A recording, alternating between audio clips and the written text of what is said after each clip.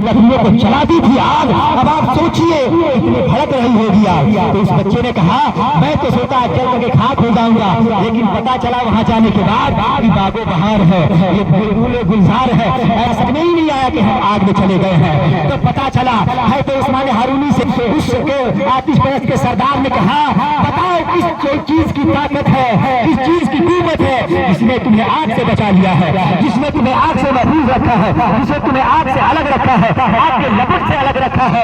तो उस्मान हारूनी ने कहा था ऐ लोगों उस रब से डरो जिस रब ने तुम्हें एक जान से पैदा किया। उस रब से डरने लगोगे तो तुम्हारा भी हाल यही होगा। अगर तुम रब से डरोगे आग तुमसे डरेगी, दुनिया वाले तुमसे डरेंगे, शेर लोग तुमसे डरेंगे, दुनिया की हर चीजें तुमसे डरने लगेगी। खुदा का हो जाता है, खुदा उसका हो जाता है। बेशक बेशक सुभान अल्लाह।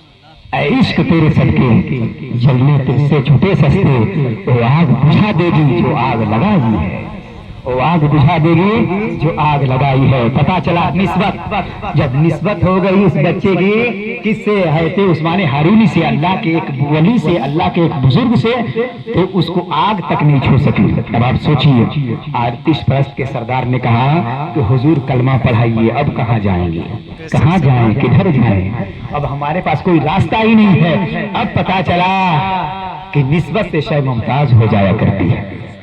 समझ रहे हैं मेरे अजीजों, तुम्हें बता रहा था जब बच्चा पैदा हो तो 3 काम बाप पर वाजिब है। पहला अच्छा नाम रखना, ऐसा नाम रखो, गरीब नवाज के नाम पे नाम रखो, गौसे आजम के नाम पे नाम रखो, गौसे आजम नहीं रख सकते गुलाम गौस रखा करो, ऐसा नाम रखो। अल्लाह के रसूल इरशाद फरमाते हैं कि बहुत से ऐसे लोग होंगे जिनके नाम खुदा के नाम पर होगा, यानी खुदा के सिफाते नाम से होगा, या ऐसे बुजुर्ग के नाम से उसका नाम मौसूम होगा जिसके वजह से खुदा वहदहु ला शरीक उसी के सदके में जहन्नम से उसे आजादी दे देगा। सुभान अल्लाह। समझ रहे हैं? इसलिए कि उसके नाम को जलाना खुदा को गवारा नहीं है। अब जानते हैं जब बात आ गई है तो एक बात और सुन लीजिए। महमूद गजनवी के नाम आपने सुना है? इस बादशाह, इस हिंदुस्तान के एक बादशाह गुजरे हैं, हैते महमूद गजनवी अलैहि रहमा। पहले के बादशाह बहुत पाए के बुजुर्ग हुआ करते थे, आज की तरह नहीं कि बादशाहत के कुर्सी पे बैठ गया तो सबसे पहले गरीबों का खून चूसो, गरीबों का माल हड़पो और अपने जायदाद में खूब लगाओ, चाहे जैसा पैसा हो चाहे जैसा हो, हड़पते जाओ।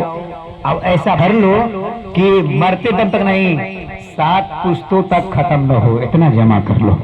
आगे आने वाले इलेक्शन में हमें फिर मौका मिलेगा कि नहीं मिलेगा, इसलिए इतना भरी लेना है। लेकिन पहले के बादशाह अल्लाह से डरा करते थे, पहले के बादशाह अल्लाह से डरा करते हैं। उमर फारूक रज़ी अल्लाह ताला जब बैठे थे अमीरुल मोमिनीन के कुर्सी पे, तो एक ही कुर्ता उनके पास था जो फट रहा था, तो उसको पेवंद लगा लगा करके पहन रहे थे। तो उनके खादिमों ने कहा कि हुजूर आप अमीरुल मोमिनीन हैं, आप ऐसा कपड़ा पहनेंगे तो फिर रियाया पर क्या असर होगा? तो कहा तुम्हें मालूम नहीं है कि सरकार ने पेवंद लगा करके पहना है, ये सरकार की सुन्नत है। सुभान अल्लाह। रियाया पर इसका असर नहीं होगा तो किसका असर होगा? अगर इसका असर नहीं हुआ, सरकार के सुन्नत का असर नहीं हुआ, सरकार के किरदार से अमल नहीं हुआ, असर नहीं हुआ तो किसका असर होगा? हैते उमर ने कहा हमें फख्र महसूस, मैं फख्र महसूस करता हूँ जब पेवंद लगा कर पहनता हूँ, इसलिए कि सरकार की सुन्नत है। सुभान अल्लाह। उस जमाने में सरकार की सुन्नत समझ करके किया करते थे लोग, अब आज सुन्नत समझ करके छोड़ देते हैं। समझ रहे हैं? आज लोग सुन्नत समझ करके छोड़ देते हैं, फर्ज और वाजिब के अलावा नहीं समझते, सिर्फ सुन्नत समझ के छोड़ देते हैं। हमें करनी है शहंशाह वफा की रजा जोई, वो अपने हो गए तो रहमती परवरदिगार। मुअज़्ज़ज़ भाई तो मैं बता रहा था हैते महमूद गजनवी अलैहि रहमा, उनके वज़रा में से एक ऐसा शख्स था, एक वजीर था जिसके बेटे का नाम मोहम्मद था, सरकार के नाम से मिलता था। हर वक्त वजीर के बेटे को उसके नाम से पुकारा करते थे हैते महमूद गजनवी। और एक वक्त ऐसा आया जिस वक्त में उन्होंने कहा ए फला के बेटे इधर आओ। ऐसा होता है ना, कहा ए फला के बेटे इधर आओ, जरूरत है चले आओ। जब उनका बेटा आया करीब में, और एक बार जो काम था काम किया, लेकिन उस वजीर से रहा नहीं गया। پہلے زمانے میں کیا ہوتا تھا کہ جب کوئی عجوبہ چیز یا کوئی ایسی چیز جس سے لوگوں کا ذہن بھٹک جائے، لوگوں کا ذہن قبول نہ کرے، تو اس کو دھیرے سے اکیلے میں پوچھ لیا کرتے تھے کہ حضور اس چیز کو میں نہیں سمجھ پایا، آپ سمجھا دیں۔ حضرت محمود غزنوی سے ان کے وزیر نے کہا کہ حضور اس سے قبل میرے بیٹے کو آپ نام لے کر کے پکارا کرتے تھے، اور آپ آج اس کے نام سے نہیں بلکہ میرے نام سے آپ نے پکارا، اس کی وجہ کیا ہے؟ محمود غزنوی جب اتنا سنتے ہیں رونے لگتے ہیں، آنکھوں سے آنسو جاری ہے، اور فرماتے ہیں اے وزیر سنو، اے سوال کرنے والوں سنو، تمہیں پتا نہیں ہے تیرے بیٹے کا نام میرے نبی کے نام سے ہوتا ہے، بے شک سبحان تیرے بیٹے کا نام میرے نبی کے نام سے ملتا ہے، اور اس سے پہلے جب میں تیرے بیٹے کا نام سے پکارا کرتا تھا تو میں باوضو رہا کرتا تھا، آج میں باوضو نہیں تھا، اس لیے میں نے سوچا تیرے بیٹے کا نام نبی کے نام سے ملتا ہے، اور اس نام کو بغیر وضو کو کیسے لوں، یہ گوارا نہیں دل کیا۔ سبحان اللہ۔ نسبت سے شے ممتاز ہو جایا کرتی ہے، سمجھ رہے ہیں؟ پتا چلا کہ جب کسی کا نام نبی کے نام سے مل جائے تو لوگ اسے باوضو نام لیا کریں، اور لوگ دور کی بات ہے محمود غزنوی جیسے بادشاہ باوضو نام لیا کرے، اس کا کمال نہیں ہے بلکہ اس کے نام کا کمال ہے، اس کے نام کی نسبت ہے، اس کے نام کا مقام ہے، اس کے نام کی وجہ سے باوضو نام لیا کرتے ہیں بادشاہ، اس لیے اچھا نام رکھے۔ اور دوسری بات یہ ہے کہ اسے اچھی تربیت دے، بچے کو پہلا تو یہ اچھا نام رکھے، اور دوسرا کیا ہے کہ اسے اچھی تربیت دے، دین کی تعلیم دلائے، اچھی تعلیم دلائے اسے، اب اچھی تربیت کرے، دوسرا کام یہ ہے۔ لیکن آج کہاں اچھی تعلیم اور اچھی تربیت کہاں ہوتی ہے؟ بیٹا 12 بجے رات میں آتا ہے، باپ پوچھنے سے ڈرتا ہے، پوچھ دوں گا تو بیٹا روٹھ ہی آئے گا، پوچھ دوں گا تو بیٹا پھانسی لگا لے گا، پوچھ دوں گا تو بیٹا کہیں تالاب میں کود کر کے مر جائے گا۔ میں آپ سے پوچھنا چاہوں گا اے مرنے والوں، مرنے سے پہلے کسی سے پوچھ لیا کرو، جو مر رہے ہیں اس سے پوچھو کہ ابھی کیسا لگ رہا ہے، تو پتا چل جائے گا مرنے کے وقت کے عالم کیا ہوتا ہے، سمجھ رہے ہیں؟ اتنا آسان نہیں ہے میاں مر جانا، جو شخص پھانسی لگاتا ہے اس سے پوچھے اس وقت، کبھی ہم نے دیکھا ہوگا جو سولی پہ چڑھتا ہے، جو پھانسی لگاتا ہے، اس کا پیر ایسے ہوا کرتا ہے، اس لیے ایسے ہوا کرتا ہے، مرنے کے بعد بھی ایسے رہ جاتا ہے، اس لیے کہ اس وقت اس کے دل میں یہ خیال آتا ہے کہ کاش کہ میرا پیر زمین میں پہنچ جاتا اور میں بچ جاتا، اس کے دل میں بار بار یہ خیال آتا ہے۔ ایسا نہیں ہے، مرنے کے بعد جب روح نکلتی ہے، سرکار فرماتے ہیں کہ جب روح نکلتی ہے تو آپ نے دیکھا ہوگا ایک ململ، جانتے ہیں ململ کا ایک کپڑا ہو، ململ کا ایک دم پتلا سا کپڑا ہو، اور ببول کا درخت ہو جو کانٹے دار ہو، اس پہ پھینک دو، اور جب اسے کھینچو گے تو ایک ایک دھاگا نکلے گا، جب روح نکلتی ہے بدن سے تو بالکل بدن پھٹ جاتا ہے، ریزہ ریزہ ہو جاتا ہے، ویسے ہی ہو جاتا ہے جیسے ایک ململ کا کپڑا ببول کے درخت، کانٹے دار درخت سے کھینچنے کے بعد جیسے نکلتا ہے۔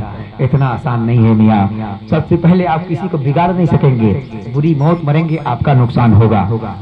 بچپنے سے اس کو ایسی تعلیم دیجیے تاکہ سولی پہ چڑھنے سے پہلے یہ سوچے یہ خدا کا فرمان نہیں ہے بلکہ اس کے فرمان سے الگ ہے، نبی کے فرمان سے الگ ہے، قرآن کی تعلیم سے الگ ہے، یہ ہمارے تعلیم سے الگ ہے، مذہب سے الگ ہے۔ زہر کھانے سے پہلے سوچے مذہب سے الگ ہے، زہر کھانے سے پہلے، خودکشی کرنے سے پہلے یہ سوچے کہ ہمارا مذہب یہ نہیں سکھاتا ہے بلکہ میرا مذہب تو یہ سکھاتا ہے کہ مذہب نہیں سکھاتا آپس میں پیر رکھنا، ہندی ہے ہم وطن ہے ہندوستان ہمارا، بے شک سبحان اللہ۔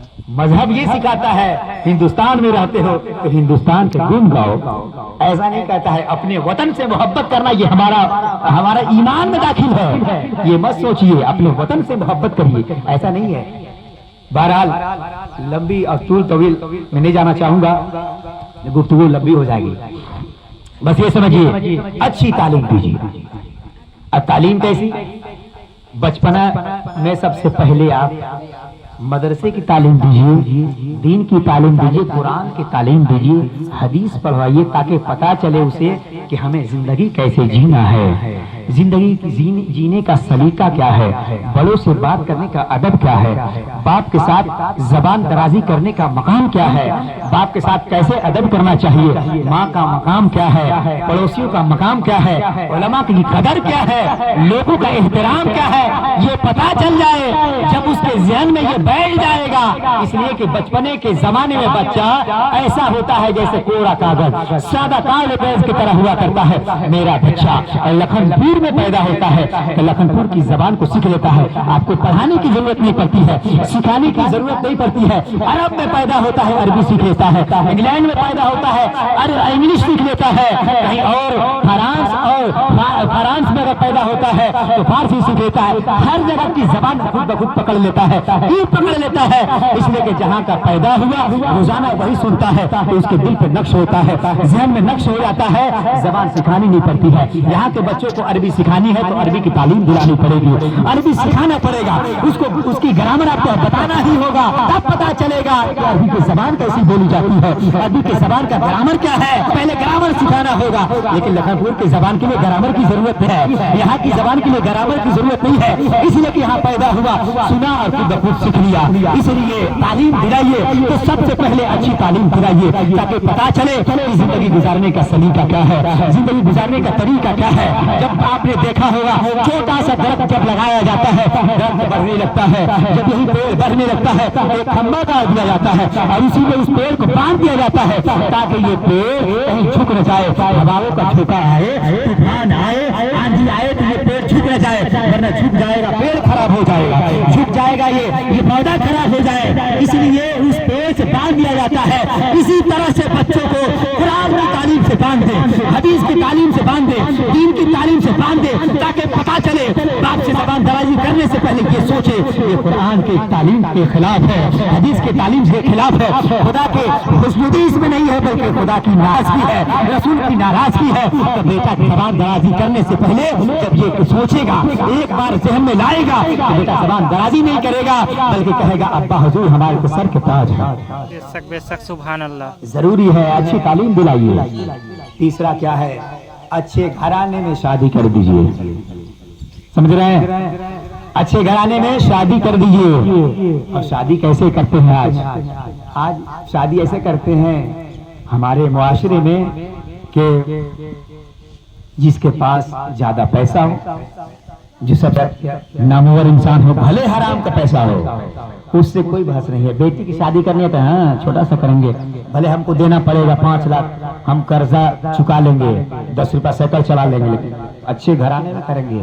اچھا گھرانہ اسے کہتا ہے جو کسی غریب کے خون کو چوس کر کے دولت جمع کر لیا، اسے اچھا گھرانہ کہتا ہے جو جہنم کے سامانوں کو اپنے گھر میں رکھ لیا ہے۔ اچھا گھرانہ اسے کہتا ہے جو جہنم کے لقموں کو اپنے اندر رکھتا ہے، تمہارے بیٹی کے پیٹ کے اندر ڈالے گا، اسے اچھا گھرانہ کہتا ہے۔ بلکہ اچھا گھرانہ تو وہ ہے ایک ٹائم کھاتا ہے، 2 ٹائم بھوکا رہتا ہے لیکن حلال کا کھلاتا ہے، نبی کی مرضی کے مطابق کھلاتا ہے، اور نبی کی مرضی کے مطابق کھلاتا ہے تو یقیناً یہ 2 ایک ٹائم ہی بھاری ہے۔ یقیناً یہی ہے رضا ہر کام کا ایک وقت ہے، دل کو بھی آرام ہو ہی جائے گا، سائے لو دامن سخی کا تھام لو، کچھ نہ کچھ انعام ہو ہی جائے گا۔ بے شک سبحان اللہ۔ یہ مت سوچئے کہ بہت بڑا آدمی ہے، یہ دیکھیے حلال کھلاتا ہے کہ نہیں، حلال کھائے گا تو حلال کھلائے گا، حرام کھائے گا تو حرام کھلائے گا۔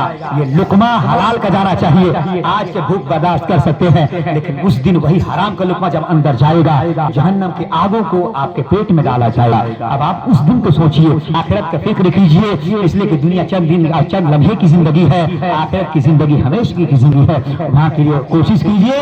یقیناً آپ نے نبی کے باتوں پر عمل کیا، اے لوگوں اس رب سے ڈرو۔ جب یہاں تک بات پہنچ جاتی ہے تو لوگوں سنو، اچھے گھرانے سرکار نے فرمایا 4 چیزوں کے بنا پر لڑکیوں سے شادی کی جاتی ہے۔ میرے پیارے شادی کا موقع ہے، اس پر سنبھل کر کے چلو۔ سب سے پہلے سوچو، سرکار نے فرمایا اول حسبھا، اس کے حسب و نسب دیکھا جاتا ہے، خاندان کیسا ہے، ول مالھا، اور اس کا مال دیکھا جاتا ہے کتنا مالدار ہے، اور اس کے بعد مال و دولت اور خاندان دیکھا جاتا ہے، ولی حسنہا، اور اس کی خوبصورتی دیکھی جاتی ہے، ولی دینہا، اور اس کا دین دیکھا جاتا ہے کہ دیندار ہے کہ نہیں۔ اور سرکار نے فرمایا ان چاروں چیزوں میں سب سے زیادہ جسے ترجیح دو، مال ہو نہ ہو، خوبصورتی ہو نہ ہو، کسی کے گھرانہ اچھا ہو نہ ہو، بھلے ہی چھوٹا ہی گھرانہ صحیح، اگر دیندار ہے تو سب سے زیادہ ترجیح اسے دو۔ اس لیے کہ جب گھر میں آئے گی تو قرآن کی تعلیم جب پائی رہے گی، اس کے پاس قرآن کی تعلیم ہوگی، قرآن پڑھی رہے گی تو قرآن کی بات کرے گی، حدیث کی بات کرے گی، دنیا کی نہیں بلکہ دین کی بات کرے گی، اور وہ سمجھے گی کہ باپ کا مقام کیا ہے، سسر کا مقام کیا ہے، اور بہو ہونے کا مقام کیا ہے، شوہر کا مقام کیا ہے، پڑوسیوں کا مقام کیا ہے۔ میرے پیارے، جب وہ سمجھے گی کہ باپ کا مقام کیا ہے، سسر کا مقام کیا ہے، ماں کا مقام کیا ہے، تو یقیناً جھگڑا تو دور کی بات ہے، جھگڑا کرنے والے بھی اس سے ہار جائیں گے اور یہ کہیں گے اسے جھگڑا کرنا ہی بیکار ہے۔ اس لیے کہ ہم جھگڑا کرتے ہیں تو بالکل خاموش رہتی ہے اور یہ کہتی ہے ماشاء اللہ، سبحان اللہ۔ اگر ایسا ہی ہے تو تم اپنے آپ میں سمجھو کہ گالی دینا کسی کو گالی دینا کیسا ہے، کسی کو ستانا کیسا ہے۔